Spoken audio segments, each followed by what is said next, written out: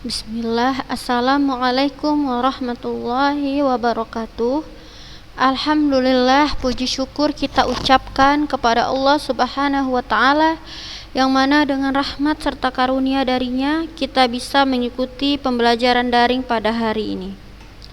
Anak-anak ustazah, semoga pada hari ini dalam keadaan sehat walafiat dan selalu dalam lindungan Allah Subhanahu wa Ta'ala. Baik, hari ini kita akan lanjutkan kembali materi kita. Jadi materi yang minggu lalu adalah tentang mana ya? Kita cari dulu ya, lupa ustazah. Nah, ini udah kita baca ya tentang narkoba itu ya. Ini kita udah cari tahu. Nah, ini yang belum, ya, ini belum kita baca. Nah, nanti kita sama-sama menyampaikan pendapat, argumen, dan rekomendasi ya. Oke, kita baca dulu ya. Bacalah teks pembangunan dan bencana lingkungan berikut ini, kemudian kerjakan tugas-tugas di bawahnya.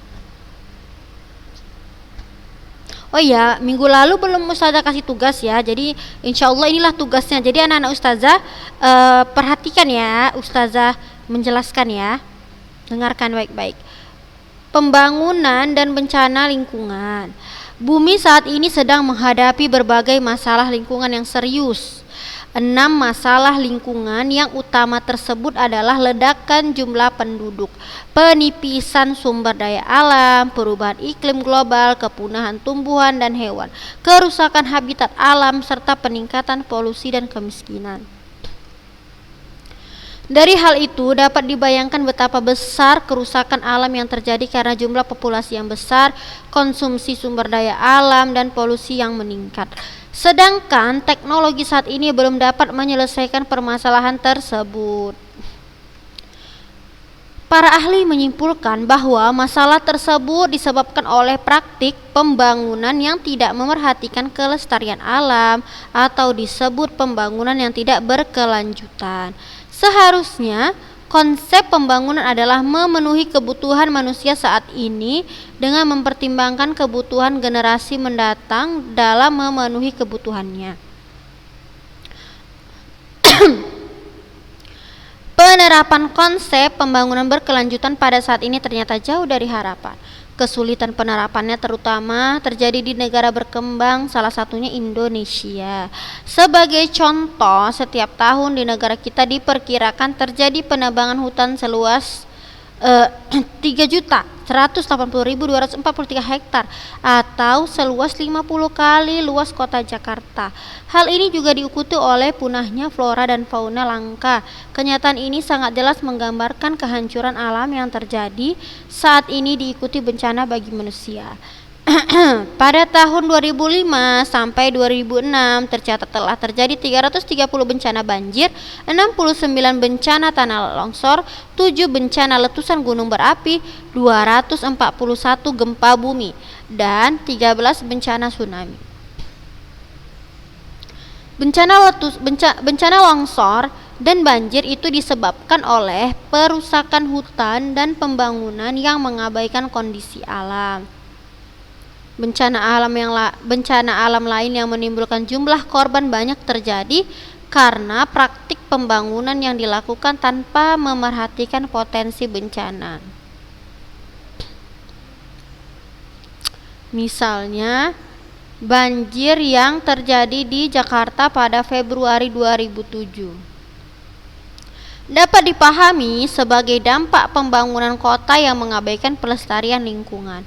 Menurut tim ahli Pusat Penelitian dan Pengembangan Sumber Daya Air, penyebab utama banjir di Jakarta ialah pembangunan kota yang mengabaikan fungsi daerah resapan air dan tampungan air.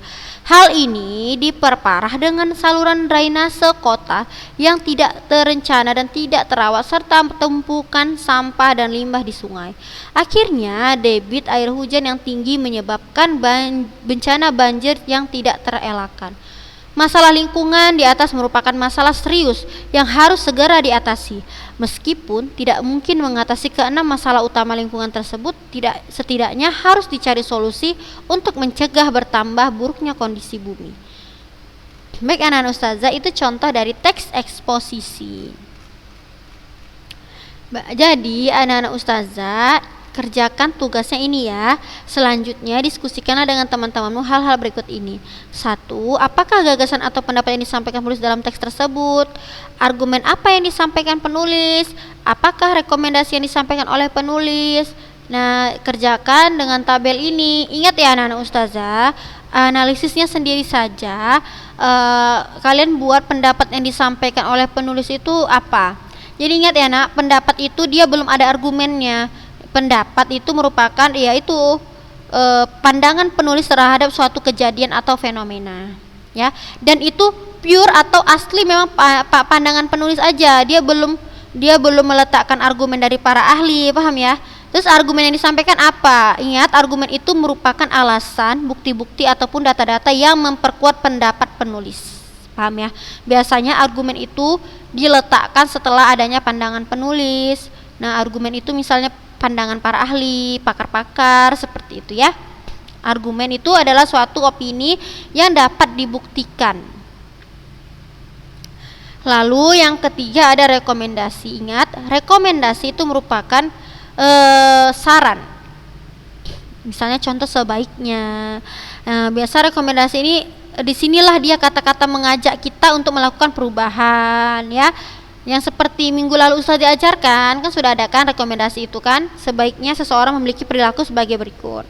Nah itu, jadi rekomendasi merupakan kalimat-kalimat saran atau kalimat mengajak ya, atau memengaruhi orang lain. Jadi jangan lupa tugasnya kerjakan ini ya anak-anak ustazah yang soleha.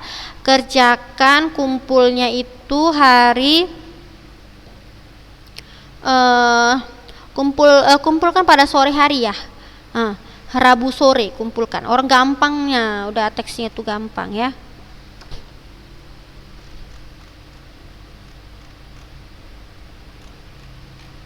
Nah, yuk sekarang kita masuk ke materi yang berikutnya, membedakan fakta dan opini. Dalam menyampaikan suatu argumen, pembicara atau penulis dapat menggunakan fakta dan alasan-alasan yang logis, benar. Fakta-fakta disajikan dalam kalimat fakta, sedangkan alasan yang logis disajikan dalam kalimat opini. Jadi anak-anak ustazah, kalau kita mau membuat suatu argumen itu itu argumen itu boleh dia berupa fakta ya, ada alasan-alasannya, data-datanya boleh, tapi juga boleh pandangan kita yang berupa opini tapi disajikan dengan alasan yang logis gitu loh. Misalnya misalnya apa ya contohnya ya, misalnya seperti ini, kebaikan yang kamu lakukan di masa sekarang akan berdampak akan membawa dampak yang baik juga untuk kehidupanmu di masa depan.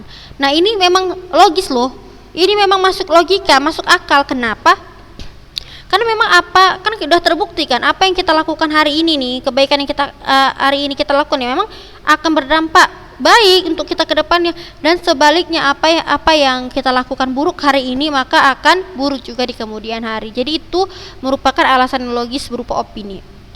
Tapi anak ustazah, bagaimana contohnya argumen yang berupa fakta anak ustazah? Contohnya itu misalnya yaitu tadi dengan pakar-pakar atau ahli, misalnya menurut pakar ini menurut misalnya Kementerian Hukum dan HAM kayak gitu ya, bahwasannya seorang gini. Nah itu kan kalimat fakta, nggak mungkin lah kementeriannya bohong, nggak mungkin dia asal-asalan buat seperti itu ya kan. Itu fakta yang memang sudah diabsahkan keasliannya, memang harus seperti itu ya. Jadi ini udah ada contohnya dua, mana dia kalimat fakta, mana dia kalimat opini. Kalimat fakta. Kementerian Hukum dan Hak Asasi Manusia hingga tanggal 13 Mei 2013 mencatat ada 158.812 narapidana dan tahanan di Indonesia, yang 51.595 orang diantaranya terkait kasus narkoba. Nah, jadi ini contoh fakta. Kenapa saya katakan ini fakta? Nah, ini fakta bisa dijadikan argumen untuk kalian kalau mau buat teks eksposisi. Ini kan kalau misalnya kalian tentang narkoba yang tadi kan, buatlah argumennya berupa fakta seperti ini, bahwa saya benar nih, narkoba itu benar-benar udah ada nih di tengah-tengah masyarakat, di tengah kehidupan kita gitu, udah nggak asing lagi narkoba ini, berarti kan gitu. Dari mana pembuktian? Dari data-data tersebut. Ini namanya data-data nih, inilah data-data namanya, angka-angka ini ya. Kenapa ini dikatakan fakta? Jelas fakta ya. Siapa yang memberitahu hal tersebut ya, informasi tersebut adalah Kementerian Hukum dan Hak Asasi Manusia gitu. Lalu kapan? Ini waktunya ada, nama tempatnya pun ada, Indonesia. Jadi ada rumus fakta. Jadi fakta itu merupakan jawaban dari 5W tambah 1H. Jadi fakta merupakan jawaban dari beberapa unsur 5W tambah 1H. Apa itu 5W tambah 1H? What, who, where, when, terus itu why dan how gitu loh. Jadi ini tadi dia siapa yang memberitahukan informasinya, ini Kementerian Hukum dan Hak Asasi Manusia, udah ada. Lalu kapan itu? Tanggal 13 Mei. Di mana? Yaitu di tahanan Indonesia. Paham ya anak ustazah? Itulah dia fakta, udah jelas ya. Dan ini memang sudah memang sudah ada keabsahannya. Lalu yang kedua ada kalimat opini. Contohnya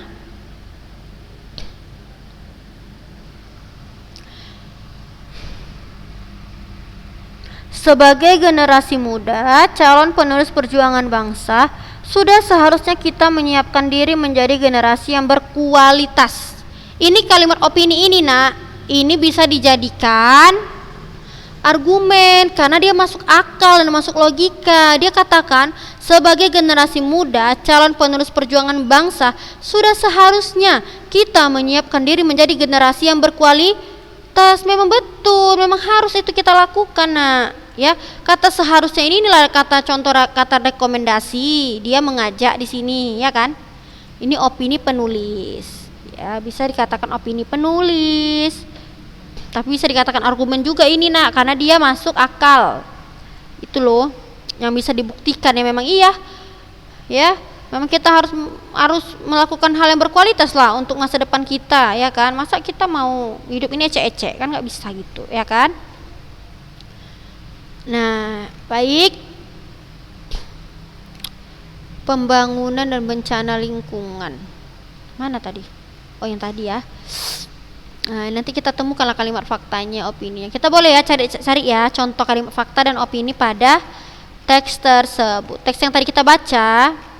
Nah, kita mau tahu nih mana fakta, mana apa tadi satu lagi? Kalimat opini. Kalau opini itu gini ya kita buat aja lah, sepakati aja opini ini di sini adalah opini yang memang penulis sendiri yang membuatnya, paham ya? Tapi memang bisa masuk akal gitu. Nah, faktanya jelas lah, ini faktanya.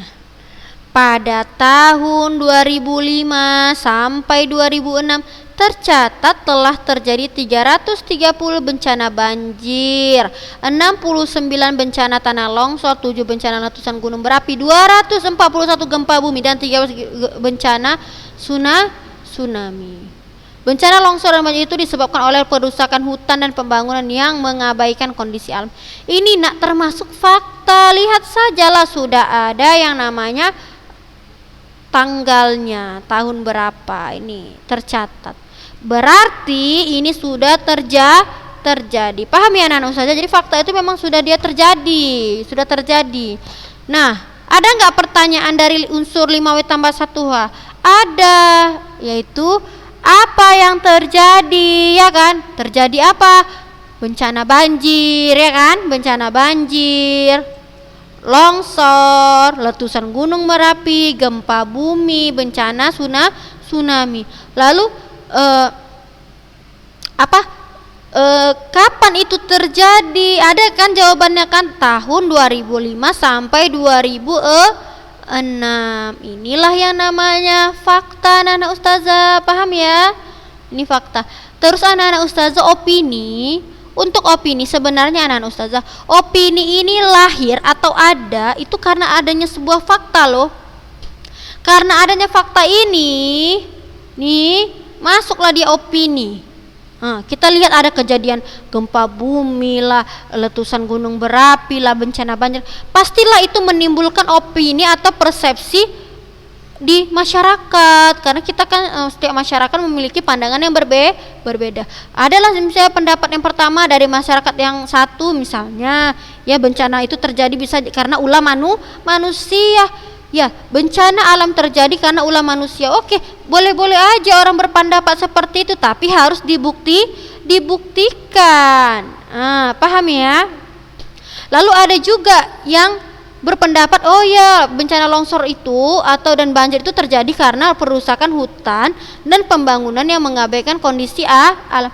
Ini juga boleh dijadikan pendapat, tapi dibuktikan berapa data penebangan pohon tersebut, apakah benar-benar terjadi dan di mana penebangan itu terjadi.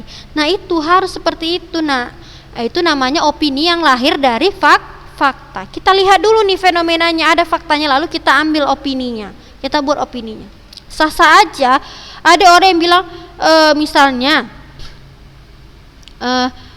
bencana alam terjadi karena kemurkaan Allah, karena kemarahan Tuhan. Boleh, bisa-bisa aja asal dia bisa membuktikan data-datanya dengan fakta. Paham ya anak-anak ustazah ya?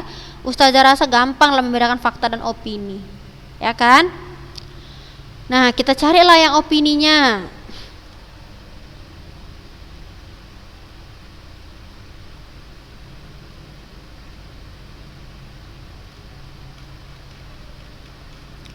Opininya nih, bumi saat ini sedang menghadapi berbagai masalah lingkungan yang serius.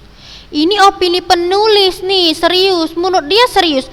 Mungkin orang yang nggak peduli sama lingkungan itu biasa aja nganggapnya. Mungkin mereka menganggapnya ya udahlah, emang udah istilahnya kehendak Allah gitu kan, misalnya udahlah kalau terjadilah gitu kan. Ada orang yang memang nggak peduli, dia dengan lingkungannya biasa aja menanggapi pendapat seperti ini ya. Tapi kalau penulis dia mengatakan bumi saat ini sedang menghadapi berbagai masalah lingkungan yang serius, itu penulis. Lalu dia buktikan apa aja sih masalahnya, rupanya 6 masalah lingkungan yang utama tersebut adalah ledakan jumlah penduduk, penipisan sumber daya alam, perubahan iklim nih. Dia buktikan kepunahan tumbuhan dan hewan, kerusakan habitat alam, serta peningkatan populasi dan kemiskinan. Nih, para ahli menyimpulkan bahwa masalah tersebut disebabkan oleh praktik pembangunan yang tidak memerhatikan kelestarian alam atau disebut pembangunan yang tidak berkelanjutan. Anak-anak ustazah, ini merupakan opini juga loh nak. Ini opini, tetapi opini yang bisa ke fakta dianya. Paham? Inilah argumen yang ustazah bilang, inilah contoh argumen. Kenapa? Ini adalah opini para ahli ya kan? Para ahli nih. Nih, paham ya? Ini opini para ahli, tetapi memang yang dikatakannya merupakan fakta. Itulah memang terjadi. Ya, sudah dilakukannya kajian. Jadi nggak mungkin asal-asalan kan? Nah, tapi itu termasuk opini yang masuk ini maksudnya opini yang logika nih, yang logis, opini yang masuk akal ya. Ini seperti inilah contohnya ya.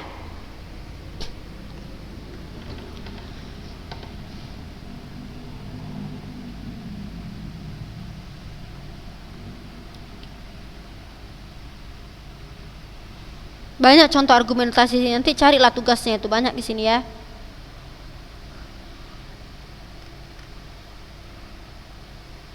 Nih, bencana alam lain yang menimbulkan jumlah korban banyak terjadi karena praktik pembangunan yang dilakukan tanpa memerhatikan potensi bencana. Ini masih opini nak, memang masuk akal, tapi dibuktikannya loh nak. Lihat ya, misalnya ya kan ada pembuktiannya, argumennya. Banjir yang terjadi di Jakarta pada Februari 2007, ini kan fakta ini. ada dia ininya, when-nya, kapannya, Februari 2007. Lalu where, di mana itu terjadi dan apa yang terjadi, ada yaitu yang di mana terjadinya adalah di Jakarta. Apa yang terjadi adalah banjir. Jelaslah ini adalah fakta yang bisa dijadikan argumen. Dapat dipahami sebagai dampak pembangunan kota yang mengabaikan pelestarian lingkungan. Nah, jelas dia ini lagi. Menurut tim ahli Pusat Penelitian dan Pengembangan Sumber Daya Air, penyebab utama banjir di Jakarta ialah pembangunan kota yang mengabaikan fungsi daerah resapan air dan tampungan air. Ini pun merupakan opini dari tim ahli Pusat Penelitian dan Pengembangan Sumber Daya Air. Ini juga opini yang bisa dijadikan argumen. Paham anak-anak ustazah perbedaan antara fakta dan opini? Jadi ingat, fakta itu rumusnya nak, ya, bisa kita ambil dari jawaban dari beberapa unsur 5W tambah 1H. Jadi beberapa pertanyaan dari unsur tersebut merupakan fakta. Paham ya?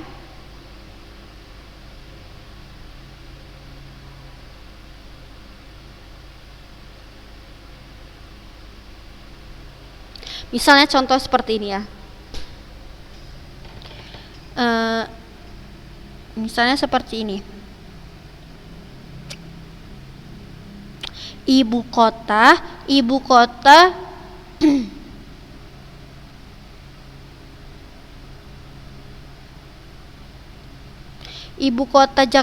kota Indonesia adalah Jakarta. Benar ya? Benar, karena memang udah disahkan ibu kota Indonesia adalah Jakarta. Itu fakta nak. Terus ustazah mau kembalikan lagi ke opini. Jakarta adalah tempat yang Jakarta adalah tempat yang sangat menakjubkan, sangat indah, dan harus tempat yang harus kita kunjungi di setiap pada saat kita liburan. Misalnya seperti itu. Nah, kata yang kedua tadi itu merupakan opini, karena itu mungkin bisa saja pandangan pribadi orang yang mengatakan Jakarta itu indah, megah, dan Jakarta itu menjadi tempat liburan yang terfavorit. Belum tentu ada orang yang merasa Jakarta itu kumuh, Jakarta itu maksudnya Jakarta itu terlalu ramai, tidak tenang, Jakarta itu begini. Nah, itu adalah opini. Opini itu nak didapatkan dari sebuah fakta, gitu dia maksudnya ya. Lalu ada lagi contoh seperti ini.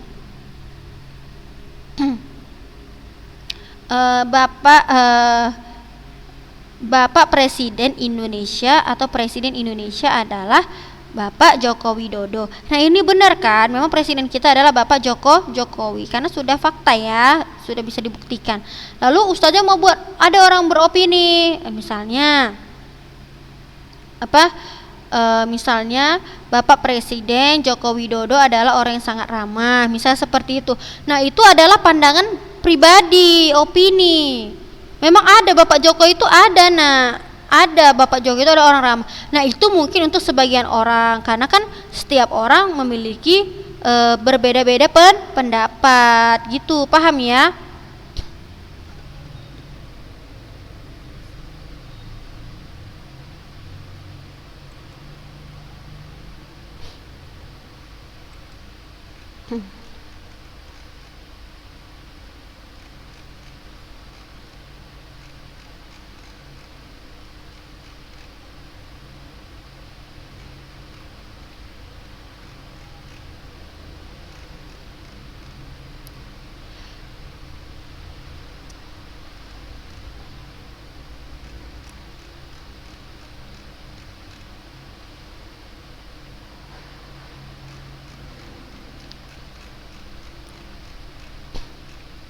Baik ya, ini cobalah, masih ada waktu 5 menit. Kita coba cari dulu di sini. Mana pendapat, mana fakta gitu kan.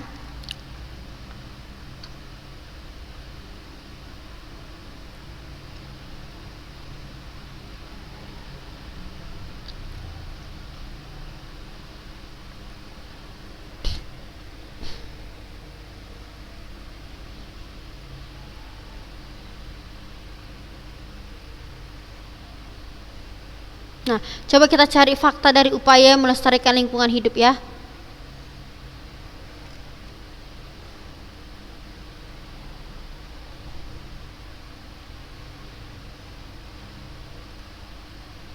Oh, ini argumen. Ini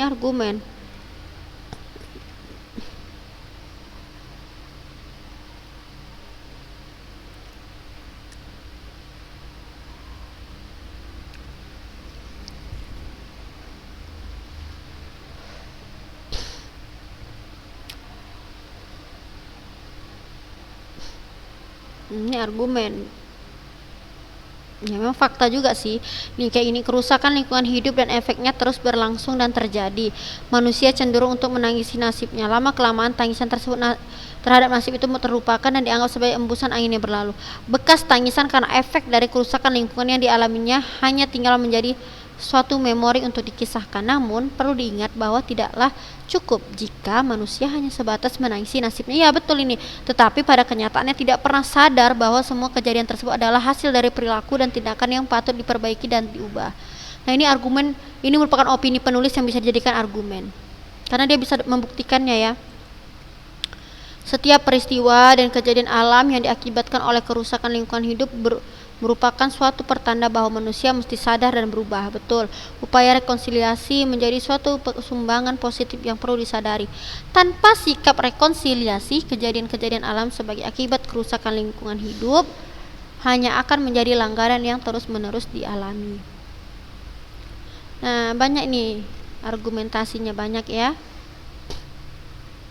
Nih, banyak binatang yang seharusnya dilindungi justru menjadi korban perburuan manusia yang tidak bertanggung jawab. Pembalakan liar yang terjadi pun tak dapat dibendungi lagi. Pencemaran tanah dan air sudah menjadi kebiasaan yang terus dilakukan. Nah, ini kata ini merupakan opini nih. Nih, banyak binatang yang seharusnya dilindungi justru menjadi korban perburuan manusia yang tidak bertanggung jawab. Ini opini, menurut dia kan nggak bertanggung jawab, tapi kan belum bisa dibuktikannya ya kan? Apa contoh yang tidak bertanggung jawab terhadap binatang itu seperti apa sih? Kayak gitu ya. Nah ini memang mungkin terjadi, opininya memang ada. Lalu dibuatlah faktanya bahwasanya tercatat pada tanggal atau tahun berapa sekitar ini telah terjadi pembantaian atau binatang-binatang gitu kan, perburuan liar. Dibuat dia tanggalnya, data-datanya, itu baru bisa fakta. Paham ya? Kalau ini masih opini nih.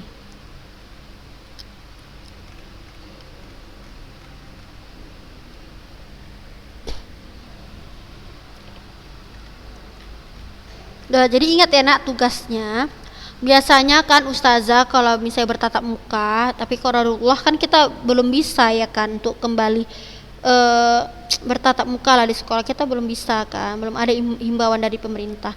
Biasanya ustazah ada permainan fakta dan opini ini nak.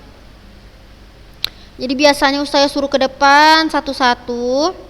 Udah ustazah suruh ke depan satu-satu, nanti mereka ambillah dia gulungan-gulungan yang sudah ustazah, yang di dalam gulungan itu dia ada berupa fakta, ada juga berupa opini. Jadi nanti dia dibacakan, kalian bacakan depan kelas, lalu sebutkan itu termasuk kalimat fakta atau opini. Jadi ada gamesnya fakta dan opini ini. Cuman ya qadarullah lah, kita harus nikmatilah seperti ini ya kan. Ya biasanya ustazah permainannya seperti itu. Jadi anak-anak ustazah biar lancar nih membedakan mana fakta mana opini. Ustazah mau buatlah kalimat fakta selanjutnya, fakta dan opini selanjutnya untuk kehidupan sehari-hari ya.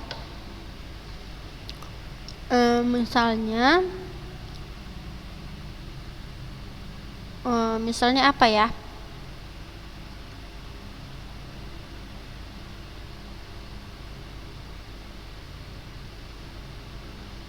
Misalnya bola itu bulat, betul nggak? Bumi itu bulat, betul nggak tuh?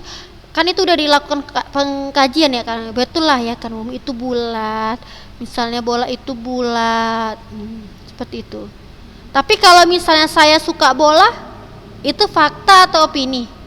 Itu adalah opini. Ya memang betul dia suka bola, tapi itu masih termasuk opini. Saya suka bola, karena kita nggak tahu di hati seseorang kan, itu masih opini, perasaannya ya kan, pikirannya. Lalu juga misalnya itu fakta yang sederhana dan opini yang sederhana ya. Ini banjir disebabkan banjir disebabkan karena kurangnya kurangnya kebersihan dalam menjaga. Oh gini, banjir diakibatkan karena ketidakpedulian masyarakat terhadap lingkungan. Nah itu opini loh nak, tapi bisa dibuat faktanya. Misalnya telah terjadi banjir di daerah misalnya Cibubur pada pukul 07.00, misalnya seperti itu kan. Nah gitu, itu bisa. Telah terjadi banjir tadi pagi pukul sekian-sekian di Cibubur. Nah itu termasuk fakta, ya kan? Baik anak-anak ustazah, jadi sekianlah ya tentang fakta dan opini. Nanti kita insya Allah kalau kita udah bertemu lagi, kita bolehlah belajar ini lagi ya. Jadi nanti minggu depan kita lanjutkan materi kita. Dan ini materinya sudah selesai untuk pertemuan ini. Jadi mudah-mudahan apa yang sudah ustazah ajarkan hari ini mudah-mudahan bisa bermanfaat untuk diri ananda sekalian. Ya, semoga anak-anak ustazah juga teruslah sabar di masa pandemi ini, terus berdoa, jangan lupa ya untuk apa? Berdoalah untuk keselamatan keluarga, semualah kita ya. Jangan lupa berdoa untuk sebelum belajar seperti itu. Bermintalah yang terbaik dari Allah subhanahu wa ta'ala. Baik anak-anak ustazah, sekian dari ustazah. Assalamualaikum warahmatullahi wabarakatuh.